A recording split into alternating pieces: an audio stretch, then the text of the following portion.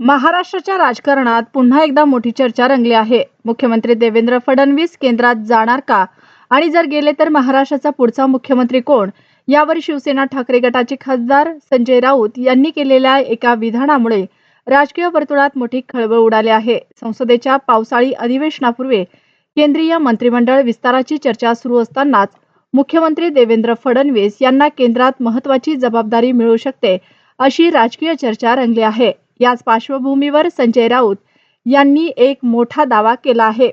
राऊत म्हणाले की जर देवेंद्र फडणवीस यांची केंद्रात मंत्रिपदी नियुक्ती झाली तर महाराष्ट्राचा मुख्यमंत्री पदासाठी चंद्रशेखर बावनकुळे हे सर्वात योग्य नाव ठरू शकतात.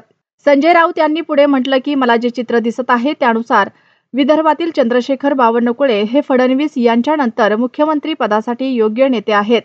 ते सर्वांशी संवाद साधणारे, सर्वांना सोबत घेऊन चालणारे नेते आहेत. यावेळी त्यांनी उपमुख्यमंत्री एकनाथ शिंदे यांच्याबाबतही मोठं वक्तव्य केलं. एकनाथ शिंदे पुन्हा मुख्यमंत्री होणार नाहीत, अजिबात नाही, असं स्पष्ट विधान संजय राऊत यांनी केलं. तसेच भाजप नेते गिरीश महाजन यांच्यावरही त्यांनी टीका केली. गिरीश महाजन यांचा रेकॉर्ड चांगला नाही, त्यामुळे जर फडणवीस केंद्रात गेले तर त्यांच्या शिफारशीने चंद्रशेखर बावनकुळे यांच्या नावाचा विचार होऊ शकतो, असा दावा राऊत यांनी केला.